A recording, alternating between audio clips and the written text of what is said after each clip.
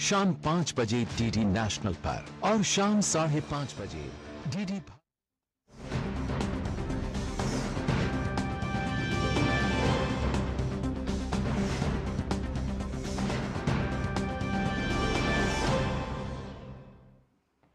नमस्कार, स्वागत है आप सभी का डीडी न्यूज़ पर। आप देख रहे हैं मिड डे प्राइम। मैं हूं रमा त्यागी। अगले 1 घंटे में हम बात करेंगे देश भर की बड़ी खबरों की, बताएंगे दुनिया भर में कौन कौन सी खबरों पर है सबकी नज़र, क्या चल रहा है खेल और अर्थ जगत में, और कुछ झलके फिल्म, कला और संस्कृति के क्षेत्र से भी। लेकिन सबसे पहले बड़ी खबरें।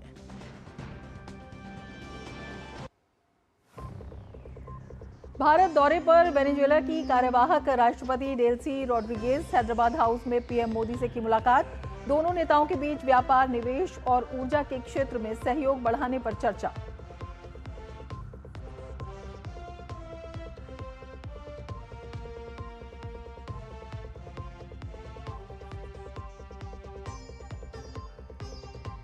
मेघालय दौरे पर केंद्रीय गृह मंत्री अमित शाह। शिलांग में उत्तर पूर्वी परिषद के 73वें पूर्ण सत्र की अध्यक्षता की। विभिन्न विकास परियोजनाओं की प्रगति की समीक्षा।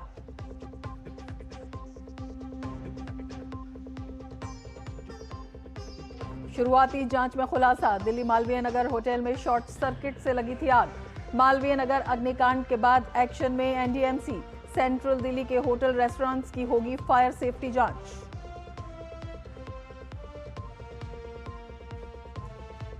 बिहार के मुजफ्फरपुर में अस्पताल हादसे में मरने वालों की संख्या हुई 5, 15 लोग घायल। मुख्यमंत्री सम्राट चौधरी ने 4-4 लाख रुपए के मुआवजे का किया ऐलान।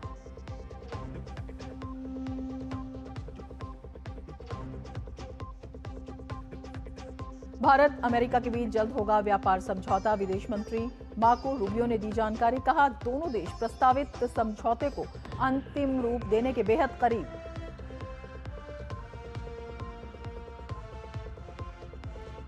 अहमदाबाद में आज से विश्व योगासन चैंपियनशिप का आगाज। दुनिया भर के प्रतिभागी दिखाएंगे दम। पीएम मोदी शाम को 6:30 पर वर्चुअली करेंगे संबोधित।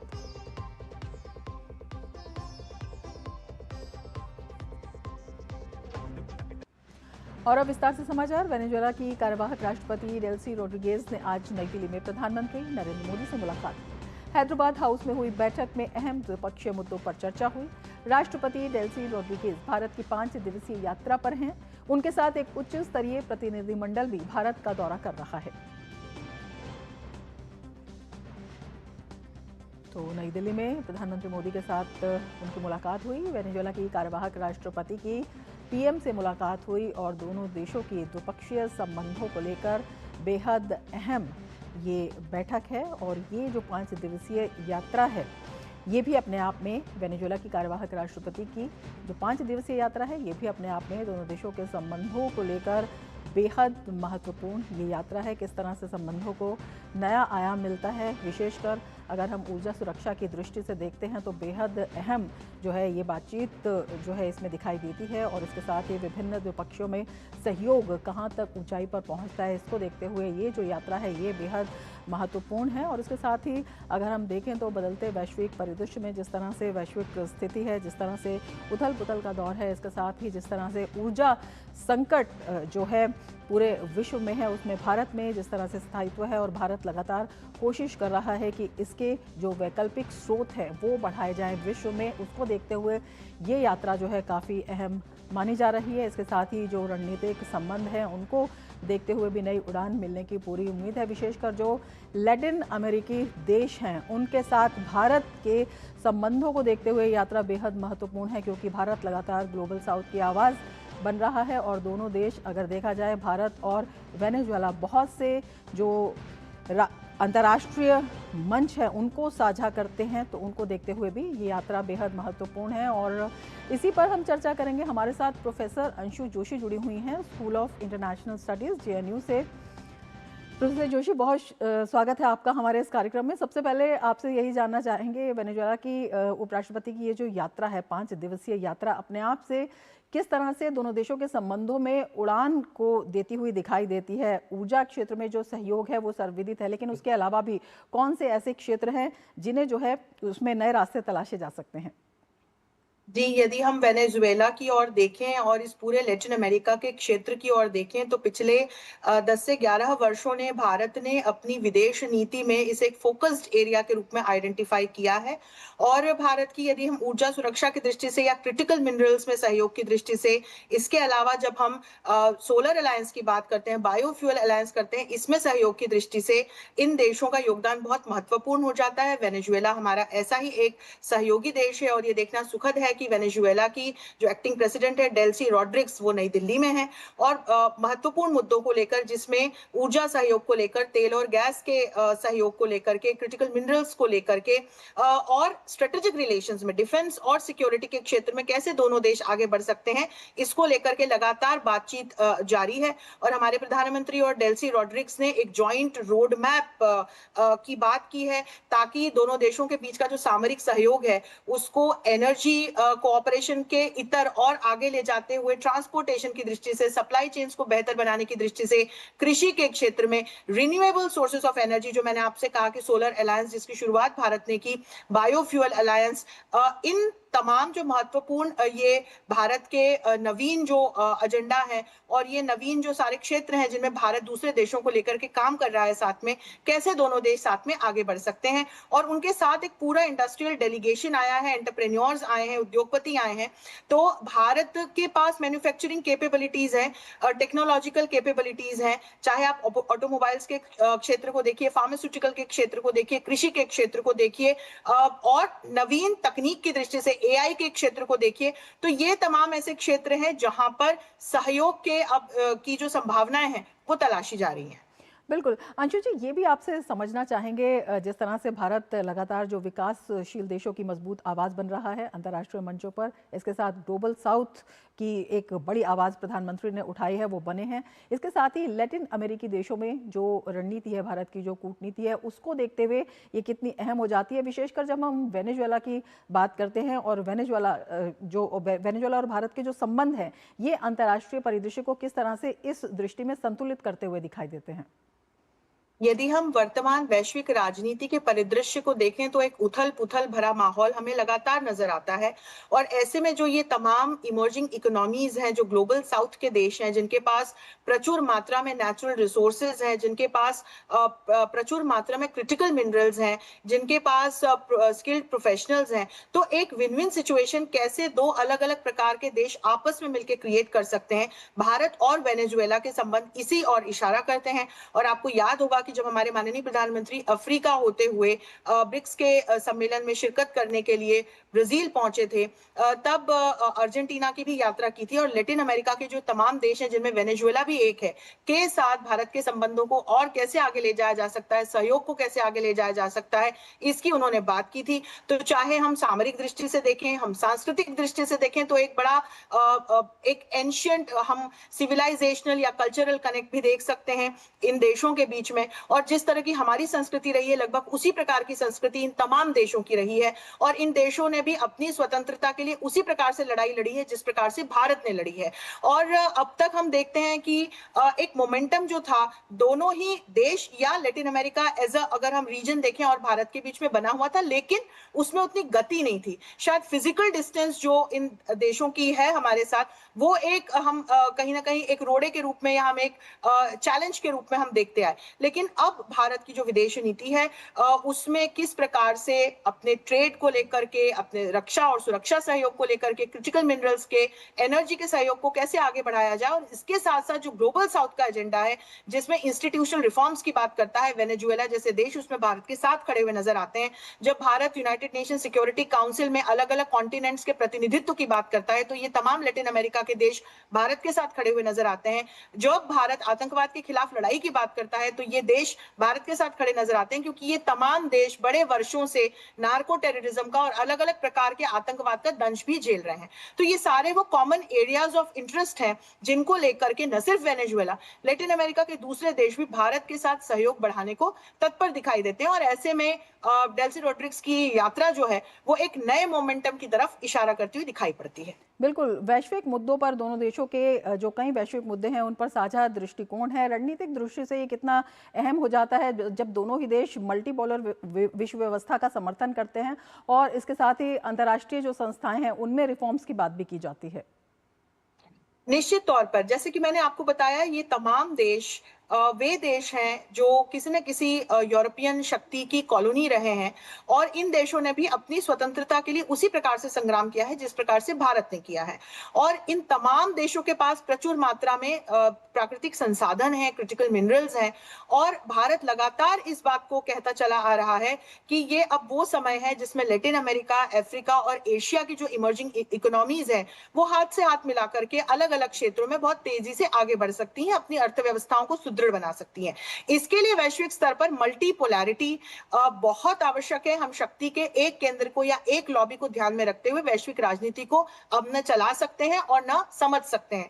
तो ये वो दौर है जिसमें एशिया के देश, लैटिन अमेरिका के देश, अफ्रीका के देश अपने अपनी जो इनके पास अलग अलग प्रकार के संसाधन है या इनके पास अपनी अपनी जो क्वालिटीज है उसकी वजह से हमको बहुत तेजी से ग्लोबल ऑर्डर में आगे बढ़ते हुए दिखाई पड़ते हैं। तो ऐसे में वेनेजुएला भी भारत की तरह मल्टीपोलैरिटी का समर्थन करता है और जो मल्टी अलाइंड पार्टनरशिप्स हैं जिसमें अलग अलग जो इंटरनेशनल इंस्टीट्यूशंस हैं, चाहे वो रीजनल हो या अंतरराष्ट्रीय हो, इनके माध्यम से कैसे बायलैटरल और मल्टीलैटरल को सहयोग को आगे बढ़ा करके सस्टेनेबल डेवलपमेंट गोल्स को कैसे अपना योगदान दे। तो भारत इसकी बात लगातार अलग अलग मंचों से करता चला आ रहा है और वेनेजुएला जैसे देश इसमें भारत का साथ देते हुए दिखाई पड़ते हैं। बिल्कुल, अगर आर्थिक संबंधों की बात करें तो दोनों ही देश अपने आप में बेहद महत्वपूर्ण एक दूसरे के लिए स्थान रखते हैं। अगर वेनेजुएला की दृष्टि से देखा जाए तो भारत एक बड़ा बाजार है, जो भी वहाँ के संसाधन है, चाहे ऊर्जा है, चाहे गैस है, चाहे वहाँ पर जो मिनरल्स हैं उनके लिए, और भारत के लिए निवेश के काफ़ी अवसर वहाँ पर मिल जाते हैं। विभिन्न क्षेत्रों में कृषि है, फार्मास्यूटिकल्स है।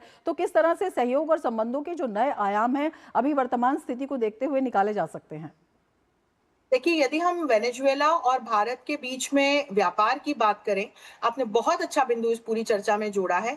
तो अभी 678 से 680 मिलियन यूएसडी का दोनों देशों के बीच में व्यापार है और फार्मास्यूटिकल के क्षेत्र में, कृषि के क्षेत्र में जो एग्रो प्रोडक्ट्स होते हैं, चावल और कॉटन जैसे जो प्रोडक्ट्स हैं, मशीनरी, ऑटोमोबाइल, इस क्षेत्र में दोनों देश, केमिकल्स के क्षेत्र में, ये सारे भारत के वो एरियाज हैं जहां हम अलग अलग प्रोडक्ट्स एक्सपोर्ट करते हैं वेनेजुएला को। और वेनेजुएला अपना तेल, गैस, मेटल्स और मिनरल्स हमें एक्सपोर्ट करता है। और तेल गैस की जब हम बात करते हैं तो हमारा जो ओएनजीसी है उसने एक बड़ा निवेश वेनेजुएला में कर रखा है।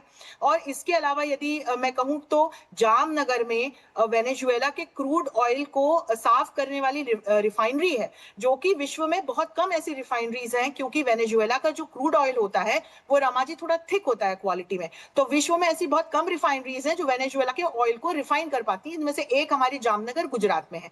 तो इस प्रकार का सहयोग तो दोनों देशों के बीच में रहा ही है। अब एक रोड मैप की बात की जा रही है, कैसे फार्मास्यूटिकल और हेल्थ के क्षेत्र में, क्योंकि भारत जो जेनेरिक मेडिसिन हैं उनका एक बहुत बड़ा एक्सपोर्टर है वेनेजुएला को, और इसके अलावा हमारा जो आयुर्वेद है वो यहाँ पर बहुत लोकप्रिय है, योग जो है वो यहाँ पर बहुत लोकप्रिय है। तो ये सांस्कृतिक संबंधों और पीपल टू पीपल कनेक्ट को भी आगे बढ़ाने के लिए एक बहुत अच्छा हमें माध्यम दिखाई पड़ता है। इसके अलावा यदि हम तकनीक की दृष्टि से देखें तो भारत जिस तरह से नोवीज टेक्नोलॉजीज को लेकर के आगे बढ़ने की सहयोग की बात करता है, तो डिजिटल पब्लिक इंफ्रास्ट्रक्चर भारत का सबसे एक सशक्त हम वैश्विक स्तर पर देख सकते हैं। और डिजिटलाइजेशन और डिजिटल पब्लिक इंफ्रास्ट्रक्चर को लेकर के भी भारत और वेनेजुएला के बीच सहयोग के मार्ग, खिड़कियां खुलती हुई दिखाई पड़ती हैं। इसके अलावा ई गवर्नेंस की दृष्टि से देखें और हमारे जो स्किल्ड प्रोफेशनल्स हैं, मोबिलिटी की दृष्टि से देखें, तो वहीं वेनेजुएला को भारत के 140 करोड़ आबादी के बाजार की दृष्टि से देखें तो एक विन विन सिचुएशन, एक सिनर्जेटिक रिश्ता नजर आता है रमाजी, जिसमें दोनों के पास एक दूसरे के लिए प्रचुर संभावनाएं हैं। तो एनर्जी सिक्योरिटी, व्यापार की दृष्टि से, अर्थव्यवस्था की दृष्टि से, सामरिक दृष्टिकोण से, नवीन तकनीकों की दृष्टि से, रिन्यूएबल एनर्जी में सहयोग की दृष्टि से, फार्मास्यूटिकल्स के क्षेत्र में और डिजिटल पब्लिक इंफ्रास्ट्रक्चर के क्षेत्र में दोनों ही देश मुझे लगता है बहुत तेजी से अब आगे बढ़ने का काम करेंगे। बहुत शुक्रिया जी अंशु, हमसे जुड़ने के लिए।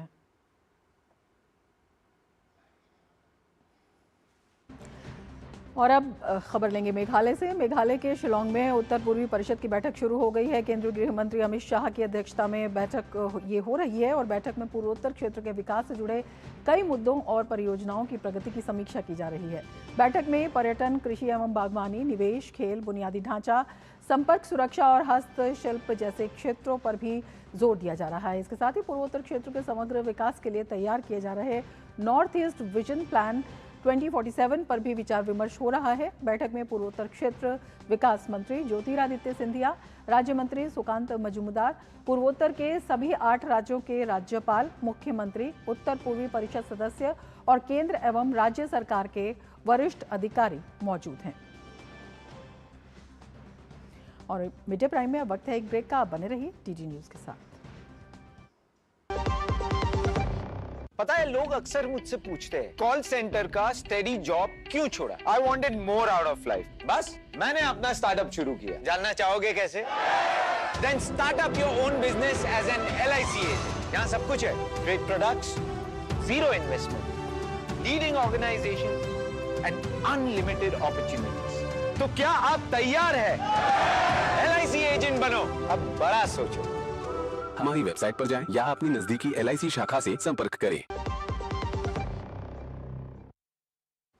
ब्रेक के बाद फिर से आपका स्वागत है। आगे बढ़ते हैं। दिल्ली के मालवीय नगर अग्निकांड में जांच के साथ साथ कार्रवाई भी तेज हो गई है। जांच में सामने आया है कि होटल में आग शॉर्ट सर्किट की वजह से लगी थी।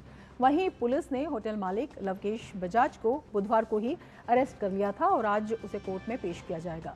जिस इमारत में आग लगी वहां केवल 6 कमरों की BNB की अनुमति थी, लेकिन 25 कमरों का होटल संचालित किया जा रहा था। 4 मंजिला इमारत में बनाए गए कमरों के लिए फायर NOC भी नहीं ली गई थी और होटल में आने जाने का केवल एक ही रास्ता था। 3 जून 2026 को हौजरानी स्थित फ्लरिश स्टे होटल में लगी भीषण आग में 21 लोगों की जलकर मौत हो गई। मृतकों में ज्यादातर विदेशी नागरिक थे। हादसे के दौरान 40 से ज्यादा लोगों को बचाया गया, जबकि 8 लोगों ने होटल से कूदकर अपनी जान बचाई। फिलहाल 8 घायल ICU में भर्ती हैं और 7 अन्य वेंटिलेटर पर हैं। पुलिस ने इस मामले में गैर इरादतन हत्या, आग से संपत्ति को नुकसान पहुंचाने, लोगों की जान खतरे में डालने और आग के मामले में लापरवाही समेत कई गंभीर धाराओं में FIR दर्ज की है। दिल्ली में हुए अग्निकांड के बाद दिल्ली की मुख्यमंत्री रेखा गुप्ता ने अस्पताल जाकर घायलों से मुलाकात की। उन्होंने मृतकों के परिजनों को 10-10 लाख की सहायता राशि देने का भी ऐलान किया। दिल्ली सरकार ने ऐलान किया है कि घायलों के इलाज का पूरा खर्च सरकार उठाएगी। वहीं दिल्ली के LG ने इस मामले की जांच का जिम्मा SIT को सौंप दिया है। वहीं विदेश राज्य मंत्री कीर्तिवर्धन सिंह ने इस अग्निकांड में घायल हुए लोगों का हालचाल जाना। कीर्तिवर्धन सिंह ने मैक्स अस्पताल और एम्स जाकर घायलों से मुलाकात की। उन्होंने बताया कि विदेश मंत्रालय दूतावासों के संपर्क में है और जरूरी सहयोग भी दे रहा है।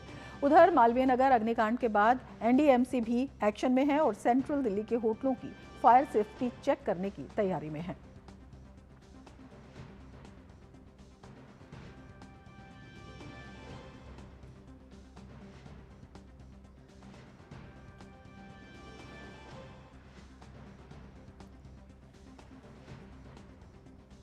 तो मुख्यमंत्री रेखा गुप्ता ने अस्पताल में जाकर घायलों से मुलाकात की है। विदेश राज्य मंत्री ने भी घायलों से मुलाकात की है और घायलों के इलाज का खर्च वहन करने की बात कही गई है। दिल्ली सरकार घायलों के इलाज का खर्च वहन करेगी और मृतकों के परिजनों को 10-10 लाख की राशि भी दिल्ली सरकार की तरफ से दी जाएगी। कल ये दर्दनाक हादसा हुआ था। इसके बाद विदेश राज्य मंत्री कीर्तिवर्धन सिंह ने घायलों का हाल जाना, उनसे मिले और NDMC अब एक्शन में है। मुख्यमंत्री रेखा गुप्ता ने अस्पताल में घायलों से मुलाकात की है और साथ ही जो होटल मालिक है उसको भी हिरासत में ले लिया गया। घायलों के इलाज की जो बात हो रही है, लगातार उसका खर्च जो है दिल्ली सरकार वहन करेगी और इसके साथ ही मृतकों के परिजनों को 10-10 लाख का मुआवजा, इसकी घोषणा भी की गई है। दिल्ली सरकार ने मुआवजे का ऐलान किया है और दिल्ली के मुख्यमंत्री रेखा गुप्ता ने अस्पताल में जाकर घायलों से मुलाकात की है और विदेश राज्य मंत्री ने भी घायलों से मुलाकात की है। तो तमाम कदम उठाए जा रहे हैं इस घटना में, इस दर्दनाक घटना की जो वजहें हैं उसको तलाशने में और उसके साथ ही जो सख्त एक्शन है वो भी लेने की तैयारी शुरू हो चुकी है दिल्ली सरकार के द्वारा। दिल्ली सरकार ने इसके साथ ही मुआवजे का भी ऐलान किया है। 3 जून 2026 को ये अग्निकांड हुआ जिसमें 21 लोगों की जलकर मौत हो गई। मृतकों में ज़्यादातर विदेशी नागरिक थे। इसके साथ ही 40 से ज़्यादा लोगों को बचाया भी गया। तो काफ़ी दर्दनाक ये अग्निकांड हुआ। 8 लोगों ने होटल से कूदकर अपनी जान बचाई और 8 घायल प्राइवेट अस्पताल के आईसीयू में इन्हें भर्ती कराया गया। हमारे संवाददाता मोहित शुक्ला इस वक्त हमारे साथ जुड़े हुए हैं। मोहित, किस तरह से सख्त कार्रवाई की जा रही है ये जो अग्निकांड हुआ था इसके बारे में क्या कुछ पता लगा है और अब किस तरह से एनडीएमसी एक्शन में है? देखिए, सबसे पहले रमा तो आपको ये जानकारी देना चाहूंगा कि ये साउथ एमसीडी का इलाका आता है और यहाँ पर 18 से ज्यादा प्रॉपर्टीज को अभी तक चिन्हित कर दिया गया है, जिस पर आपको अगले 1-2 दिन के अंदर कार्रवाई मिलेगी। कुछ जगहों पर आपको सीलिंग की होती हुई कार्रवाई दिखेगी। इसके अलावा आप ये बात समझिए कि ये जो आसपास का इलाका है, यानी कि मैं उस इलाके का जिक्र कर रहा हूँ जो हौजरानी का इलाका है, मालवीय नगर का इलाका है, साकेत का इलाका है, और खास तौर पर ये जो बेड एंड ब्रेकफास्ट के लाइसेंस पर ये जो कमर्शियल प्रॉपर्टीज चलाने वाला नवविकेश बजाज जो है, इसकी यहाँ पर 2 और प्रॉपर्टी है। तो ये तीनों प्रॉपर्टीज आइडेंटिफाई की गई हैं। आपको यहाँ पर आने वाले दिनों में कार्रवाई देखने को मिलेगी। इसके अलावा एक और अपडेट है, 2 बजे के आसपास साकेत कोर्ट में नवकेश की पेशी की जाएगी। और इसके अलावा मैं आपको बताऊं कि इसमें एक ज्वाइंट कमेटी का गठन कर दिया गया है। एमसीडी के अधिकारियों को 3 दिन के अंदर रिपोर्ट सौंपनी है। साथ ही ये बताना है कि आखिरकार इस घटना की प्रमुख वजह क्या रही, इसके पीछे के कारण क्या रहे, ये तमाम ऐसी चीजें हैं। चौथा इसके अपडेट ये है कि जो घायल है उनको 5 लाख रुपए और जो इसमें मृतक का परिवार है उनके परिवारों को 10 लाख रुपए का मुआवजा देने की बात कही गई है। ये तमाम ऐसी चीजें हैं जो अभी तक का अपडेट है। फिलहाल यहाँ पर कई पार्टियों के तमाम अलग अलग लीडरान पहुंच रहे हैं। कोशिश यही है कि कोई परिवार के साथ सिंपैथी दिखा रहा है, किसी की कुछ अपनी अलग अलग जिस हिसाब से जो भी जैसे भी सांत्वना दे सकता है, उस तमाम स्थितियों परिस्थितियों के मद्देनजर पहुंच रहे हैं। दिल्ली प्रशासन की टीमें यहाँ पर मोहित, आप नजर बना रखिए। बहुत शुक्रिया तमाम जानकारी के लिए। बिहार के मुजफ्फरपुर स्थित निजी हॉस्पिटल में भीषण आग में मौत का आंकड़ा 3 से बढ़कर 5 हो गया है, जबकि 15 लोगों के घायल होने की सूचना है। घायलों में आईसीयू में भर्ती मरीजों के साथ बचाव में लगे परिजन और अस्पताल के कर्मचारी भी शामिल हैं। डीएम, एसएसपी समेत सभी पदाधिकारी मौके पर मौजूद हैं। अस्पताल के पास भारी भीड़ जुट रही है, जिन्हें संभालने के लिए बड़ी संख्या में पुलिस बलों को तैनात किया गया है। डीएम ने एक टीम बनाकर अस्पताल में लगी आग के कारणों की जांच करने का निर्देश दिया है। इस बीच बिहार के मुख्यमंत्री सम्राट चौधरी ने मुजफ्फरपुर के एक अस्पताल में आग लगने की घटना में 4 लोगों की मौत की पुष्टि की है और मृतकों के परिजनों को 4-4 लाख रुपए की अनुग्रह राशि देने की घोषणा की है। हमारे संवाददाता मधुरेश हमारे साथ जुड़े हुए हैं। मधुरेश, किस तरह से राहत और बचाव कार्य वहां पर? हाँ, निश्चित रूप से देखिए, ये एक बेहद दुखद घटना है जिसमें मौत का जो आंकड़ा है वो बढ़ गया है। लगभग 5 लोग की मौत हो चुकी है और कई लोग जो हैं वो अभी घायल हैं, जो कि आस पड़ोस के जो अस्पताल है वहां पे भर्ती कराए गए हैं, जिनकी स्थिति नाजुक बताई जा रही है। ऐसे में समझाइए जा रहा है कि जो मौत का आंकड़ा है वो और भी बढ़ सकता है। फिलहाल राहत और बचाव का जो कार्य था वो सुबह 7 बजे तक खत्म कर लिया गया था और अभी थोड़ी देर पहले फायर ब्रिगेड के डीआईजी जो हैं वो घटनास्थल पर पहुंचे हैं और बताया जा रहा है कि हाई लेवल कमिटी जो जिलाधिकारी है उनके निर्देश पे बनाया गया है और इस पूरे मामले की जांच की जा रही है। जो वहां पे प्रत्यक्षदर्शी थे, जो लोग विक्टिम हैं, उनके द्वारा जो अभी तक बताया गया है वो ये बताया गया है कि सबसे पहले जो आईसीयू है वहां पर धुआं फैलने लगा और उसके बाद एक तेज धमाके की आवाज उनको सुनाई दी, जिसके बाद चारों तरफ जो है वो आग का मंजर उन्होंने देखा और उसके बाद जो वहां मौजूद जो कर्मचारी थे, अस्पताल के कर्मचारी थे, उन्होंने लोगों को वहां से इवैक्यूएट करना शुरू कर दिया। हालांकि इस दौरान जो कई कर्मचारी थे और जो वहां परिजन थे वो भी घायल हुए हैं। 5 लोगों की मौत हुई है। ये मैं फिर से कहना चाहूंगी, जो मौत का आंकड़ा है ये बढ़ सकता है। सीएम सम्राट चौधरी ने मृतकों के आश्रितों के लिए 4-4 लाख रुपए का जो मुआवजा राशि है वो देने की घोषणा की है। तत्काल वो मुआवजा राशि जो मृतक के परिजन हैं उनको उपलब्ध कराई जाएगी। और इस पूरे मामले में अगर देखा जाए तो अभी तक जो प्राइम फेसर जो सामने आया है वो ये कि अस्पताल की तरफ से थोड़ी बहुत लापरवाही निश्चित रूप से हुई है, क्योंकि वहां पे पर्याप्त मात्रा में जो सुरक्षा इंतजाम आग लगी वगैरह के लिए होते हैं वो उपलब्ध नहीं थे। फायर एक्सटिंग्विशर वहां पे उपलब्ध नहीं थे, जो प्राइम जो इन्वेस्टिगेशन है उसमें ये सामने आया है। इसके साथ ही एंट्रेंस और एग्जिट के लिए सिर्फ एक ही रास्ता था, जिससे जो लोग वहां पर फंस गए थे उनको निकालने में बेहद परेशानी का सामना करना पड़ा, जिसके बाद फिर जो खिड़की वगैरह है उसको तोड़ करके लोगों को वहां से इवैक्यूएट किया गया। दूसरी बात यह है कि आईसीयू जो है वो 5वीं मंजिल पे था। 5वीं मंजिल पे आईसीयू होने के कारण भी जो लोग वहां पे फंसे हुए थे उनको निकालने में परेशानी हुई, और निश्चित रूप से जो आईसीयू में मरीज थे वहां भर्ती, वो गंभीर मरीज थे, तभी उनको आईसीयू में रखा गया था। ऐसे कंडीशन में उनका इवैक्यूएशन निश्चित रूप से बहुत मुश्किल रहा, और यही कारण है कि जो मृतक हैं उनका आंकड़ा अभी तक 5 पहुंच चुका है। जी, बहुत शुक्रिया मधुरेश तमाम जानकारी के लिए। तो हमारे संवाददाता मधुरेश जो जानकारी दे रहे थे, मुजफ्फरपुर में अस्पताल के आईसीयू में आग लगने की घटना, ये दर्दनाक घटना है। प्रसाद अस्पताल के आईसीयू में शॉर्ट सर्किट से ये आग लगी और इसमें 5 लोगों की मौत की खबर है, और आग आईसीयू के ऊपरी मंजिल से फैली है और अस्पताल की जो लापरवाही है वो इसमें साफ नज़र आ रही है। आगे बढ़ेंगे, बात करेंगे पश्चिम बंगाल की। पश्चिम बंगाल में सरकार बदलने के आज 1 महीने पूरे हो गए हैं, और इस 1 महीने में ममता बनर्जी के हाथ सिर्फ प्रदेश की सत्ता ही नहीं गई उनके हाथ से, बल्कि उनकी अपनी पार्टी में भी तोड़फाड़ हो गए हैं। हालात ये है कि बागी गुट की संख्या इतनी हो गई है कि खुद ममता बनर्जी संकट में आ गई हैं। 4 मई को मिली करारी शिकस्त के बाद तृणमूल कांग्रेस के नेता, पार्षद, कार्यकर्ता पार्टी छोड़ने लगे थे, लेकिन एक सत्ता गंवाने के 1 महीना पूरा होने तक हालात इतने विकट हो गए कि ममता बनर्जी और उनके भतीजे अभिषेक बनर्जी की रातों की नींद उड़ गई है। अब 58 विधायकों के साथ बागी गुट ने टीएमसी पर दावा ठोक दिया है। बुधवार को पार्टी के 58 विधायकों के समर्थन से ऋतुव्रत बनर्जी को विधानसभा में तृणमूल कांग्रेस विधायक दल का नेता चुन लिया गया है। ममता बनर्जी के लंबे राजनीतिक करियर के लिए यह सबसे बड़ा झटका साबित हुआ है। बहरहाल पार्टी के भविष्य पर चर्चा जारी है। वहीं ममता बनर्जी के भतीजे और टीएमसी के राष्ट्रीय महासचिव अभिषेक बनर्जी से साइन कांड में जहां 8 जून को सीआईडी ने तलब किया, वहीं पश्चिम बंगाल के बहुचर्चित प्राथमिक शिक्षक भर्ती भ्रष्टाचार मामले में प्रवर्तन निदेशालय ने अपनी कार्रवाई तेज कर दी है। इस मामले में ईडी ने पूछताछ के लिए अभिषेक बनर्जी को आधिकारिक समन जारी करते हुए 15 जून को पेश होने का आदेश दिया।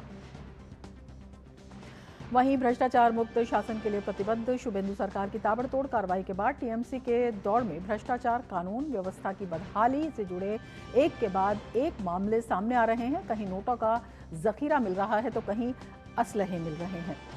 ताज़ा मामला बंगाल के दक्षिण 24 परगना में टीएमसी नेता शौकत मुल्ला का है, जहां उसके घर पर एनआईए की छापेमारी जारी है। आपको बता दें कि पिछले साल मार्च में भांगड़ में बम बनाते समय विस्फोट हुआ था, जिसमें एक युवक की मौत हो गई थी। उसी मामले में एनआईए जांच कर रही है। इसी सिलसिले में एनआईए आज शौकत मुल्ला के घर पर पहुंची। हालांकि शौकत मुल्ला तो घर पर नहीं मिले, लेकिन एनआईए ने उनके बेटे इमरान मुल्ला को हिरासत में लेकर कई स्थानों पर तलाशी अभियान चलाया। वहीं एनआईए के अधिकारी मामले से जुड़े कई पहलुओं की भी जांच कर रहे हैं।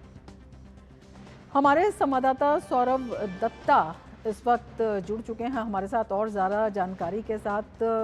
सौरभ, शौकत मुल्ला के घर पर एनआईए की रेड चल रही है, क्या कुछ जानकारी सबसे पहले इस मामले में? देखिए रमा जी, आज सुबह से शौकत मुल्ला के पहले जो मऊखाली का जो घर है वहां पर पहले एनआईए की टीम पहुंची, और पहुंचने के बाद जब शौकत मुल्ला को वहां पर वो नहीं मिला तो वहां से वो लोग सीधे चले गए और जो शौकत मुल्ला के जो बेटे जहां पर है उनको साथ लेकर और भी सारे जो घर है, पंचायत समिति के जो घर है, सभापति है, उनके घर वो चले गए और जाकर पूछताछ किया। अभी भी जारी है, लेकिन शौकत मुल्ला का अभी भी कहीं खोज नहीं मिला है। लेकिन एनआईए की टीम पूरी तरह से उनको बेटे को अपने हिरासत में लेकर डिटेन कर एक के बाद एक जगह पर उनकी तलाशी जारी रखा है। बिल्कुल, ये भी आपसे जानना चाहेंगे सौरभ, किस तरह से ममता बनर्जी की मुश्किलें लगातार बढ़ती जा रही हैं? सत्ता तो चली गई, पार्टी भी हाथ से जाने के कगार पर है। देखिए, मुश्किलें तो बढ़ रही है क्योंकि कल जो विधायक है, जो 58 विधायक हैं, उन्होंने अपनी अलग से जो पार्टी की जो व्हिप था कि डिप्टी যে নেতা বিপক্ষ होंगे शुभेंदु चट्टोपाध्याय, डेप्यूटी लीडर होंगे असीमा पात्रा, नयना बंदोपाध्याय, चीफ व्हिप होंगे फिरहाद हकीम, उसको खारिज करके उन्होंने अपना नेता विपक्ष चुना है, नेता प्रताप बंदोपाध्याय को, डेप्यूटी लीडर और बाकी सारे चीफ व्हिप 10 नेता है उनको चुना है। और इसी के चलते आगे चल के तो ममता बनर्जी ने भी अपनी पार्टी की सारी जो समिति है उसको भी तोड़ दिया है। अभी तृणमूल का कोई ऑर्गेनाइजेशन एग्जिस्ट नहीं कर रहा है। तो अभी ममता बनर्जी आगे चलकर कैसे ये सारी समिति फॉर्म करते हैं, नेक्स्ट क्या कदम उठाते हैं, क्योंकि पार्टी की तरफ से ये कहा जा रहा है कि ऋतम प्रताप बंदोपाध्याय, संदीपन शाह दोनों ही पार्टी से निष्कासित विधायक है। तो बाकी जो तृणमूल के सिंबल से जीते हुए कैसे तृणमूल के जो नेत्री है उनको उनका जो आदेश है उनको ना मानकर कैसे विरोध अपना पार्टी खड़ा करते हैं। तो इसको वो अदालत में भी चैलेंज करने की सोच रहे हैं। और साथ ही साथ ममता बनर्जी और ये सौरभ, ये जो मुश्किलें इसलिए भी बढ़ रही हैं लगातार, जिस तरह से भ्रष्टाचार के मामले सामने आ रहे हैं, एनआईए की जो कार्रवाई हो रही है, अभी जिस तरह से हम जिक्र कर रहे हैं शौकत मुल्ला के घर पर एनआईए की रेड, ये कितना जो है गंभीर मामला था, इस घटना के पीछे की भी जो पूरी कहानी है वो आपसे जानना चाहेंगे। देखिए, भांगड़ एक ऐसी जगह है जहां पर लगातार जो बमबारी की घटना घटती है, हिंसा की घटना घटती है। और वहां पर इलेक्शन के वक्त आपको याद रहेगा कि भांगड़ में ऐसे बहुत सारी जगह से ताजा बम बरामद किए गए थे जहां पर विस्फोट जो है वो बनते थे। वहां पर देखा गया कि वह बम बनाया जा रहा है, एक तरीके से बम बनाने का कारखाना बन चुका है एनआईए। और उसी के साथ साथ मार्च में एक बमबारी की वजह से एक नेता का मौत हुआ है। इन सारी बातों को लेकर वो एक जो कड़ी है, उस कड़ी के साथ साथ क्यों भांगड़, कैनिंग, पूर्व पश्चिम इतने जगह से इतने सारे ताजा एमुनेशंस रिकवर हो रहे हैं, बम रिकवर हो रहे हैं, विस्फोट रिकवर हो रहा है, इन सारी बातों को जानने के लिए, क्योंकि ये मामला ये साउथ 24 परगना जो है वो बॉर्डर एरिया से सटे हुए हैं, बांग्लादेश से सटे हुए हैं। तो यहाँ पर किस तरह के कार्रवाई चल रहे हैं, कैसे कैसे लोग यहाँ रह रहे हैं, कैसे कैसे ताजा एमुनेशन, ताजा बम, उसके बम बनाने की जो विस्फोट होता है वो कैसे वहां पर पहुंच रहे हैं, जो इलीगल आर्म्स है उसका भी सप्लाई वहां पर मिल रहा है कि कारखाना जैसा है कि वहीं पर इलीगल आर्म्स बन रहा है। तो ये देश के सुरक्षा के साथ भी जुड़ा हुआ है। इसी का एक बड़ा कारण है कि नेशनल इन्वेस्टिगेशन एजेंसी एनआईए इस बात को जांच कर रही है। और जैसे बंगाल में आप भांगड़ से लेकर मुर्शिदाबाद तक ये जो पूरा जो बेल्ट है, जो बांग्लादेश एडजेसेंट एरिया है, क्यों ऐसी जगह पर ही ज्यादा प्रॉब्लम देखा जा रहा है बंगाल में, कैसे क्यों ऐसी जगह पर बमबारी एक आम बात हो चुका है, बम का मिलना एक आम बात हो चुका है, इलीगल आर्म्स मिलना एक आम बात हो चुका है। तो इन सारी बातों को जांच करने के लिए जो इनके कैरेक्टर है, क्योंकि तृणमूल नेता शौकत मुल्ला का आरोपी क्यों है, क्योंकि शौकत मुल्ला ऐसे एक आदमी है जिनको ममता बनर्जी भी कही थी कि तुम अब जरा बम बांधना जरा कम करो। तो उनका इतिहास है, उनकी खुद की नेत्री ये बात करती है, लीडर ये बात कही है। तो इसी सारी बात को लेकर ये बात जैसे जैसे ये जांच बढ़ेगा, शौकत आप समझ रहे हैं कि सुबह से जिस तरह से शौकत मुल्ला की तलाश में एनआईए एक के बाद एक जगह पर जा रही है, इससे भी पता चलता है कि एनआईए की इस इन्वेस्टिगेशन में कितना अहम कड़ी है शौकत मुल्ला। अभी तक जो जांच एजेंसी है उसके हाथ में क्या लगा है और इस मामले की पूरी जांच किस तरह से चली है सौरभ? देखिए, इस बारे में ज्यादा कुछ इंफॉर्मेशन है नहीं हमारी, क्योंकि एनआईए की टीम सुबह से पहुंची है, एक के बाद एक जगह पर वो जा रहे हैं और जाने के बाद वहां से क्या मिल रहा है उसका अभी तक कुछ ब्रीफिंग भी नहीं है। सिर्फ छवि आ रही है कि एक के बाद एक जगह पर जा रही है, क्या बातचीत हो रहा है। और ये नेशनल इन्वेस्टिगेशन एजेंसी का मामला है, तो उस पर इन्वेस्टिगेशन के लिए भी इन्वेस्टिगेशन के इंटरेस्ट में ही ज्यादा कुछ इंफॉर्मेशन दिए नहीं जा रहे। लेकिन एक बात सही है कि ये तो पता चल रहा है कि शौकत मुल्ला इस पूरे मामले में जिसके लिए एनआईए इसमें जांच कर रही है, काफी गंभीर और संवेदनशील मामला है। आप नजर बनाए रखें सौरभ, बहुत शुक्रिया तमाम जानकारी के लिए। तो ममता बनर्जी की जो मुश्किलें हैं वो लगातार बढ़ती चली जा रही हैं और हाल ही में ये जो मामला है ये अपने आप में काफ़ी गंभीर है, काफ़ी संवेदनशील मामला है। और एनआईए की जो रेड है वो शौकत मुल्ला के घर पर जो है इस वक्त चल रही है और शौकत मुल्ला के जो बेटे हैं उनको गिरफ्तार कर लिया गया है। टीएमसी नेता हैं शौकत मुल्ला, जिनके घर पर एनआईए की रेड चल रही है और शौकत मुल्ला के ठिकानों पर भी एनआईए की जो छापेमारी है वो लगातार जारी है। मार्च में भांगड़ में बम बनाते समय जो विस्फोट हुआ था उसको लेकर लगातार ये जो रेड है एनआईए की वहाँ पर जारी है। और अब खबर लेंगे संभल से। 29 मार्च 1978 को हुए सांप्रदायिक दंगे में घर, कारोबार और परिवार के मुखिया रामचरण रस्तोगी को खोने वाले परिवार के जख्मों पर 48 साल के बाद मरहम लगा। रामचरण रस्तोगी की पुत्रवधू रुक्मणी को जिले के प्रभारी मंत्री जेपीएस राठौर ने शेर खां सराय में 100 वर्ग मीटर भूमि के आवासीय पट्टे का प्रमाण पत्र सौंपा। कार्यक्रम के दौरान वेद मंत्रों के साथ हवन कुंड में आहुति देकर पट्टे की भूमिका की नींव रखी गई। अब परिवार प्रधानमंत्री आवास योजना के तहत घर बनाकर दोबारा संभल में बसने की तैयारी कर रहा है। आपको बता दें, व्यापारी रामचरण परिवार के साथ संभल के कोट पूर्वी में रहते थे। नखासा तिराहे पर उनकी परचून की दुकान थी। 1978 के दंगे में उपद्रवियों ने लूटपाट कर दुकान आग के हवाले कर दी।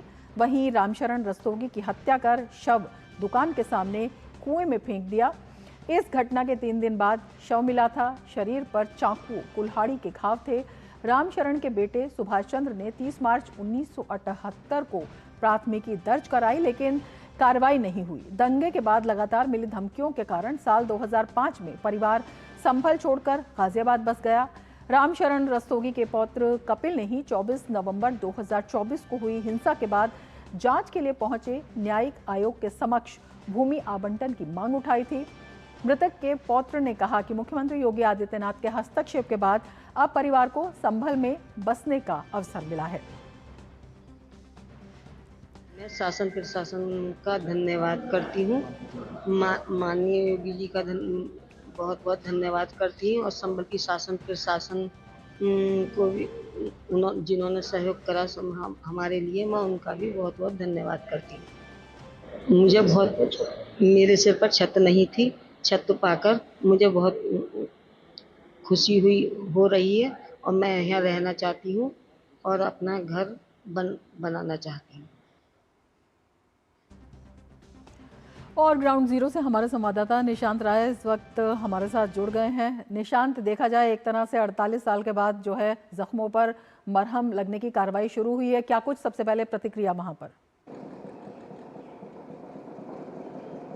देखिए, बिल्कुल संभल में रस्तोगी परिवार आज बेहद खुश नज़र आया जब उसे ज़मीन का आवंटन किया गया और ये ज़मीन का आवंटन संभल के प्रभारी मंत्री जेपीएस राठौर ने किया। दरअसल संभल में 1978 में जो हिंसा हुई थी उसमें 100 से अत्यधिक लोग मारे गए थे, लेकिन रस्तोगी परिवार पहला ऐसा परिवार है जिसने मुख्यमंत्री से न्याय की गुहार लगाई, साथ ही संभल में बसने की इच्छा जाहिर की, जिसके चलते मुख्यमंत्री ने यहाँ पर प्रशासन को कहा। प्रशासन ने जमीन चिन्हित की जो एक अवैध कब्रिस्तान के कब्जे की थी, उस जमीन को छुड़वाया गया और रस्तोगी परिवार को सुपुर्द कर दिया गया आज।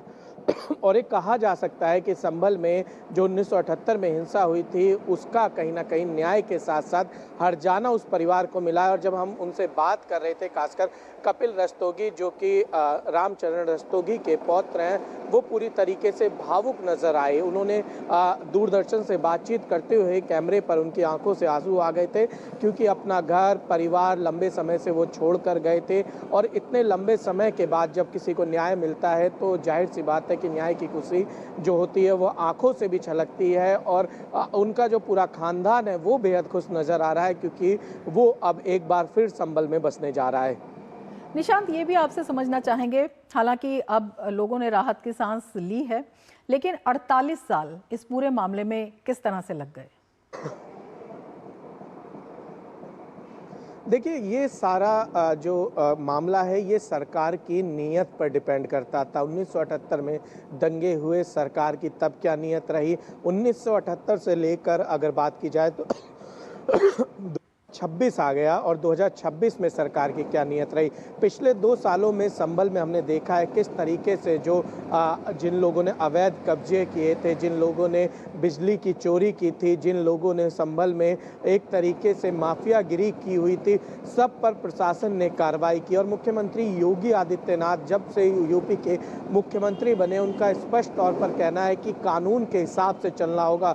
और संभल में वो दंगाई 1978 के बाद जो उनके हौसले बढ़े हुए थे, उनकी पीढ़ी ने भी कहीं ना कहीं इन्हीं कामों को आगे बढ़ाया, जिसको यहाँ पर प्रशासन ने पूरी तरीके से सबक सिखाते हुए ठीक किया। और उसके बाद अब ये असर हो रहा है कि जो 1978 में दंगा पीड़ित थे वो न्याय मांग रहे हैं, उनको न्याय मिल रहा है। हालांकि जब जेपीएस राठौर जो कि प्रभारी मंत्री है उनसे बात हुई तो उन्होंने कहा ये दुर्भाग्यपूर्ण है कि 48 साल किसी को न्याय के लिए इंतजार करना पड़ा, लेकिन योगी सरकार पूरी तरीके से प्रतिबद्ध है उन तमाम लोगों के लिए जो कि उस अन्याय से जिनको अन्याय जिनके साथ हुआ, लेकिन अब सरकार उन सबको ईमानदारी से न्याय दिलाने का प्रयास करेगी। और 1978 में जो भी प्रभावित लोग हैं वो प्रशासन को अपने डॉक्यूमेंट सबमिट करा के अपने लिए जमीन की मांग कर सकते हैं। ये भी यहाँ पर प्रभारी मंत्री ने घोषणा भी की और डीडी न्यूज़ से भी बातचीत करते हुए कहा। बिल्कुल निशांत, ऐसे कितने परिवार यहाँ पर रहे होंगे जो कि इस पूरी घटना से उस वक्त प्रभावित हुए? किस तरह की जो विपदा थी, ज़रूर मार्मिक कहानियाँ उनकी होंगी, उन्होंने झेली, और किस तरह से ये पूरा मामला, जिस तरह से आपने बात की है कि राजनीतिक इच्छा शक्ति और नियत की बात करता है, तो किस तरह से ये मामला राजनीति की भेंट भी चढ़ा? देखिए, ये मामला पूरी तरीके से हम कह सकते हैं कि लगभग 180 से ज़्यादा परिवार रहे थे जो कि इस हिंसा से प्रभावित हुए थे और 180 के आसपास मौतें भी लगभग हुई थी 1978 में। लेकिन जांच ना होने के कारण, जिन्होंने हिंसा की थी उन पर कार्रवाई ना होने के कारण, राजनीतिक इच्छा शक्ति की कमी होने के कारण वो तमाम लोग न्याय की आस में दर दर भटक रहे थे। और कुछ लोगों ने डर के मारे संभल से पलायन भी कर लिया था, जिसमें एक रस्तोगी परिवार भी शामिल था जो कि दिल्ली में जाकर रहने लगा था। लेकिन उसके बाद जब परिस्थितियां बदली हैं, अगर 2024 के बाद से देखें तो यहाँ पर प्रशासन ने कड़ाई की, यहाँ पर प्रशासन ने उन लोगों को न्याय दिलाने के लिए ठाने। और हमने देखा कि संभल में जो सबसे पहले कुआं मिला था जिसमें देवी देवताओं की मूर्ति थी, पास में मंदिर था, एक मंदिर को एक घर में कब्जाया गया था, उस मंदिर को मुक्त कराया गया। और उसके बाद संभल में एक पूरी तरीके से अभियान चला। जब अभियान चला, प्रशासन ने सख्ताई की, कड़ाई की, तो दंगा जो पीड़ित थे वो निकल कर सामने आए। उन्होंने अपनी बातें रखी, उन्होंने अपने केस के बारे में जिक्र किया, जिस पर एक तरीके से पुनः विचार और जांच चल रही है। एक कमीशन बनाया गया, कमीशन के आगे तमाम जो दंगा पीड़ित थे वो लोग आए, उन्होंने अपनी बातें रखी, किस तरीके से उनको न्याय मिल सकता है उन्होंने ये भी बातें कही। और ये कहा जा सकता है कि संभल में जो लंबे समय से अन्याय हो रहा था उसको न्याय के रूप में तब्दील करने का काम योगी सरकार ने किया। और अब ये कहा जा सकता है कि रस्तोगी परिवार को जो न्याय मिला है वो एक नज़ीर बनेगा पूरे समाज के लिए कि अगर सरकार की नीयत ठीक हो और आपके साथ अन्याय हुआ है तो 48 साल बाद ही सही आपको न्याय मिला है। और भविष्य में योगी सरकार की अगर बात करें तो मुख्यमंत्री योगी आदित्यनाथ स्पष्ट कहते हैं कि अगर यूपी में रहना है तो कानून के हिसाब से रहना है, नहीं तो यूपी पुलिस अपने हिसाब से आपको रहना सिखा देगी। और समय समय पर यूपी पुलिस ने करके दिखाया है। उम्मीद की जा सकती है कि जिस तरीके से रस्तोगी परिवार को ये प्लॉट मिला है, आने वाले समय में संभल में और भी पीड़ित परिवारों को प्रशासन इस तरीके से मदद करेगा। नजर बनाए रखें निशांत, बहुत शुक्रिया तमाम जानकारी के लिए। आगे बढ़ेंगे। रक्षा मंत्री राजनाथ सिंह ने रक्षा सेवाओं के लिए वित्तीय शक्तियों के संशोधित प्रत्यायोजन को मंजूरी दे दी है। नई व्यवस्था के तहत सेना, नौसेना और वायुसेना के अधिकारियों की वित्तीय शक्तियों में 100% तक बढ़ोतरी की गई है, जबकि कुछ मामलों में ये वृद्धि दोगुने से भी ज्यादा है। सरकार का कहना है कि इससे रक्षा खरीद प्रक्रिया तेज होगी और फील्ड कमांडरों को त्वरित निर्णय लेने में मदद मिलेगी। स्वदेशीकरण और रक्षा क्षेत्र में अनुसंधान एवं विकास को बढ़ावा देने के लिए वित्तीय अधिकार भी दोगुने किए गए हैं। इस फैसले से मौजूदा बजटीय प्रावधानों के तहत 1.25 लाख करोड़ रुपए से अधिक के खरीद को गति मिलने की उम्मीद है। वित्तीय शक्तियों का ये संशोधित प्रत्यायोजन और अक्टूबर 2025 में अधिसूचित संशोधित रक्षा खरीद मैन्युअल रक्षा खरीद प्रक्रिया को गति देगी और निर्णय लेने की प्रक्रिया को और अधिक तेज और प्रभावी बनाएगी।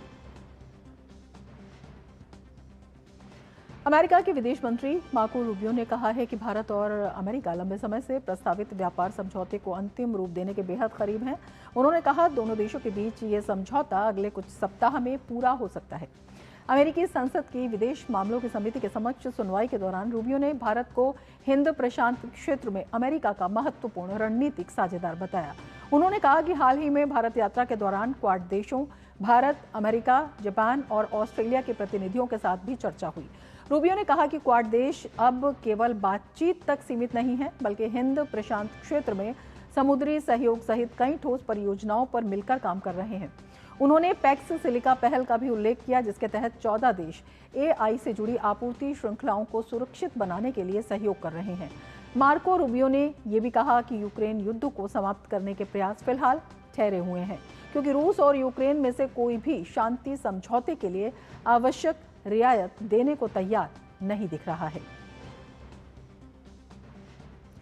वेनेजुएला की कार्यवाहक राष्ट्रपति डेल्सी रोड्रिगेज राजघाट पहुंची और महात्मा गांधी को श्रद्धांजलि दी।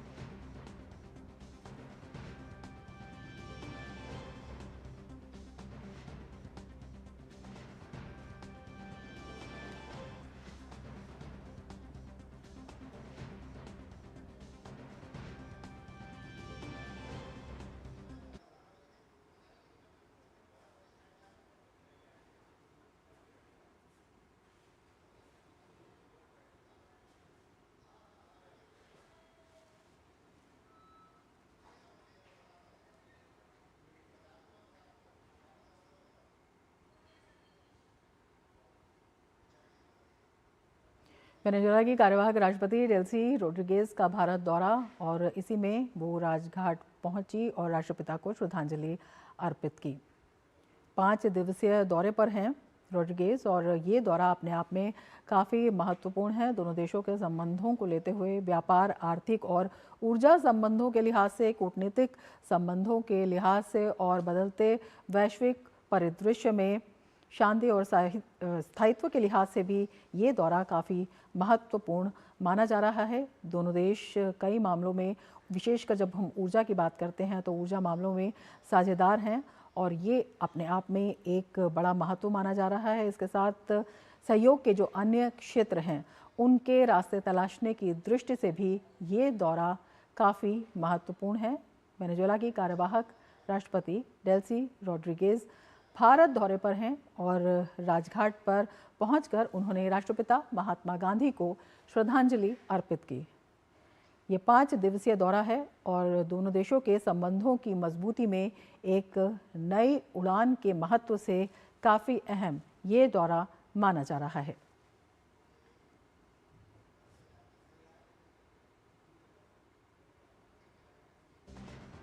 आगे बढ़ेंगे। भारत मौसम विज्ञान विभाग ने केरल में दक्षिण पश्चिम मानसून के प्रवेश का संकेत दिया है। मौसम विभाग के अनुसार अगले 24 घंटों के दौरान राज्य में मानसून शुरू होने की प्रबल संभावना है।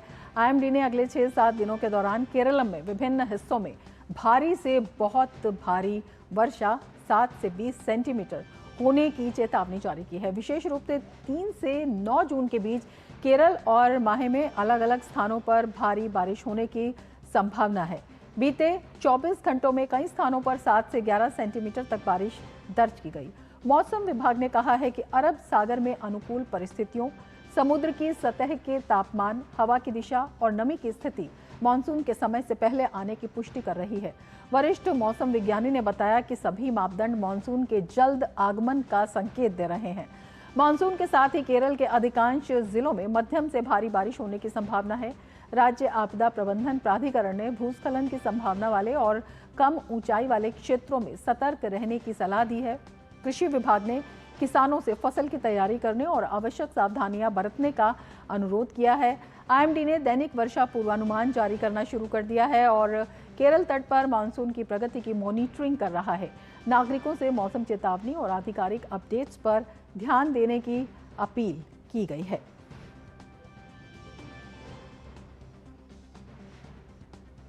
केरलम के इडुक्की जिले के पंपनाद में एक 5 मंजिला निर्माणाधीन भवन गिर गया। हादसे के समय कोई मौजूद नहीं था, इसीलिए किसी के घायल होने की सूचना नहीं है। आपको बता दें कि जिले के कई हिस्सों में तेज हवा और भारी बारिश का असर जारी है। अधिकारियों ने स्थानीय लोगों से सतर्क रहने और सुरक्षित स्थानों पर रहने की अपील की है। और मौसम विभाग ने चेतावनी दी है कि अगले कुछ दिनों तक उत्तर प्रदेश और बिहार के कुछ हिस्सों में हीट वेव का खतरा रहेगा। 7 से 9 जून तक तापमान में बढ़ोतरी और उमस के बढ़ने की संभावना है। नागरिकों से अपील की गई है कि वे गर्मी से बचाव के उपाय अपनाएं और धूप में अनावश्यक बाहर जाने से बचें। वहीं दिल्ली में अगले कुछ दिनों तक हल्की से मध्यम बारिश और गरज चमक के साथ बिजली गिर सकती है। तेज हवाएं 40 से 50 किलोमीटर प्रति घंटा की रफ्तार के साथ चल सकती हैं। जम्मू कश्मीर, लद्दाख, हिमाचल प्रदेश, उत्तराखंड, राजस्थान, मध्य प्रदेश और छत्तीसगढ़ में हल्की से मध्यम बारिश और बिजली के साथ तेज हवाओं का असर रहेगा। राजस्थान में 4 जून को धूल भरी आंधी का खतरा है। आंध्र प्रदेश, ओडिशा, झारखंड, पश्चिम बंगाल और अंडमान निकोबार में हल्की से मध्यम बारिश और तेज हवाओं के साथ बिजली गिर सकती है। अंडमान निकोबार में आज और 5 जून के दौरान भारी बारिश की संभावना है। अहमदाबाद में आज से विश्व योगासन खेल चैंपियनशिप 2026 का शुभारंभ हो रहा है, जो योग को प्रतिस्पर्धी खेल के रूप में वैश्विक पहचान दिलाने की दिशा में एक बड़ा कदम माना जा रहा है। इस प्रतिष्ठित चैंपियनशिप में 60 से अधिक देशों के 400 से ज्यादा खिलाड़ी हिस्सा ले रहे हैं। यह आयोजन योगासन को भविष्य में ओलंपिक खेलों के ढांचे में शामिल करने की दिशा में एक महत्वपूर्ण मील का पत्थर माना जा रहा है। प्रधानमंत्री नरेंद्र मोदी आज शाम 6:40 पर वर्चुअल माध्यम से इस कार्यक्रम से जुड़ेंगे और प्रतिभागियों को संबोधित करेंगे। विश्व योगासन चैंपियनशिप के पहले संस्करण में अमेरिका, घाना, केन्या, मलेशिया, श्रीलंका, उज्बेकिस्तान सहित दुनिया के कई देशों के खिलाड़ी भाग ले रहे हैं। मेजबान भारत 122 सदस्यीय दल के साथ प्रतियोगिता में उतर रहा है। भारतीय खिलाड़ी 6 अलग अलग आयु वर्गों में अपनी चुनौती पेश करेंगे। इस ऐतिहासिक आयोजन के जरिए भारत योग की वैश्विक विरासत को नई ऊंचाइयों तक पहुंचाने का प्रयास कर रहा है।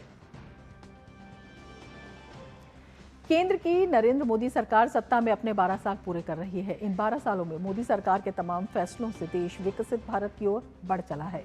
पिछले 12 सालों में राष्ट्र प्रथम की भावना से मोदी सरकार ने तमाम जन कल्याणकारी कदम उठाए हैं। मोदी सरकार के 12 सालों के कामकाज पर डीडी न्यूज एक सीरीज चला रहा है, जिसमें हम दिखा रहे हैं कि कैसे इन सालों में सरकार के बड़े फैसलों से तमाम क्षेत्रों में बदलाव आए हैं।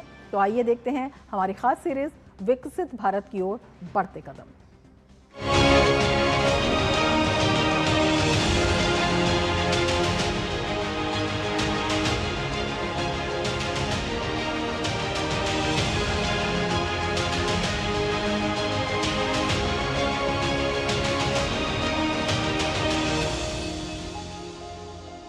देश में अब विकास और सुशासन की तस्वीर आखिरी पायदान पर खड़े आम आदमी की आसान होती जिंदगी में दिखती है।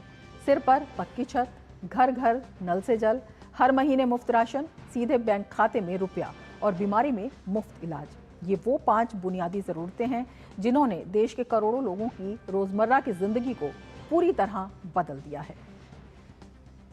पिछले 12 वर्षों में भारत की तकदीर और तस्वीर दोनों में एक अभूतपूर्व परिवर्तन आया है।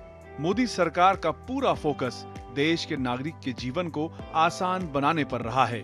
संकल्प सीधा है, गरीब, वंचित और जरूरतमंद तक सरकारी मदद बिना किसी बिचौलिए के सीधे पहुंचे। इस बदलाव की सबसे मजबूत बुनियाद है प्रधानमंत्री आवास योजना। सदियों से मिट्टी और फूस के घरों में रहने वाले करोड़ों परिवारों को अपना पक्का मकान मिला है। ग्रामीण क्षेत्रों में 3 करोड़ से ज्यादा घरों का निर्माण कर गांव की सूरत बदली गई है, तो वहीं शहरी इलाकों में भी करीब 98 लाख से ज्यादा आधुनिक घर तैयार किए गए। यह योजना सिर्फ 4 दीवारें खड़ी करने की कवायद नहीं, बल्कि देश के गरीब को एक सम्मानजनक और सुरक्षित जीवन की गारंटी देने का महाअभियान है। 15 अगस्त 2019 को लाल किले की प्राचीर से शुरू हुए जल जीवन मिशन ने देश के ग्रामीण इलाकों में जल क्रांति ला दी। कुछ वर्षों के भीतर 12.6 करोड़ से ज्यादा ग्रामीण परिवारों के घरों तक पाइप के जरिए शुद्ध पेयजल पहुंचा दिया गया। समय की बचत और बीमारियों से मुक्ति ने देश की आधी आबादी यानी महिलाओं के जीवन स्तर को एक नई ऊंचाई दी है। लिहाजा अब कुल मिलाकर 16 करोड़ से ज्यादा घरों तक शुद्ध पेयजल पहुंचा दिया गया है। ये बदलाव सिर्फ सुविधाओं तक सीमित नहीं रहा, बल्कि वित्तीय समावेश के जरिए गरीबों को सशक्त बनाया गया। प्रधानमंत्री जनधन योजना ने देश के 58 करोड़ से ज्यादा वंचितों को देश के बैंकिंग सिस्टम की मुख्य धारा से जोड़ दिया। जनधन खाता, डिजिटल पहचान और मोबाइल कनेक्टिविटी यानी जैम ट्रिनिटी ने देश से भ्रष्टाचार के बिचौलियों का अंत कर दिया। इसी का नतीजा है कि डायरेक्ट बेनिफिट ट्रांसफर के माध्यम से 45 लाख करोड़ रुपए से ज्यादा की सरकारी सहायता राशि बिना एक पैसा कटे सीधे लाभार्थियों के बैंक खातों में ट्रांसफर की जा चुकी है। देश का कोई गरीब भूखा न सोए, इसे सुनिश्चित किया प्रधानमंत्री गरीब कल्याण अन्न योजना ने। आज देश के 80 करोड़ से ज्यादा लोगों को सरकार हर महीने मुफ्त राशन मुहैया करा रही है। प्रति व्यक्ति 5 किलो मुफ्त अनाज की इस योजना ने देश के करोड़ों परिवारों को सबसे मुश्किल वक्त में भी एक आर्थिक और सामाजिक सुरक्षा कवच दिया है। गरीब की रसोई और गरीब की सेहत, इन दोनों मोर्चों पर भी देश ने एक क्रांति देखी है।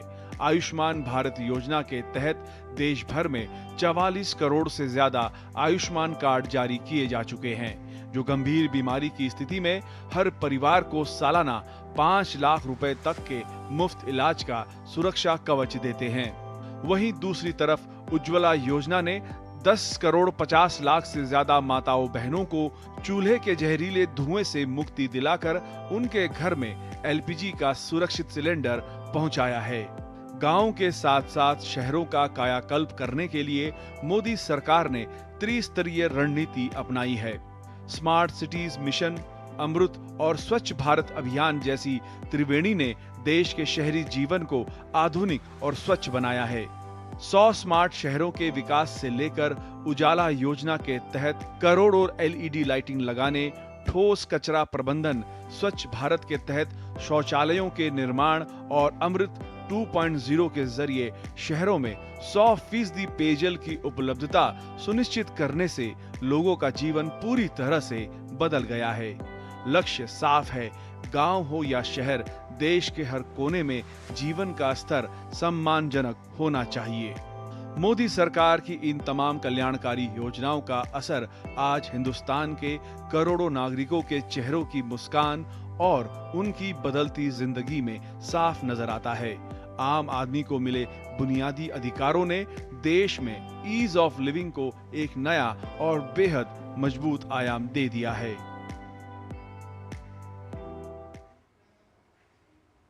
इसके साथ ही मिड डे प्राइम में फिलहाल इतना ही। दीजिए इजाजत, नमस्कार।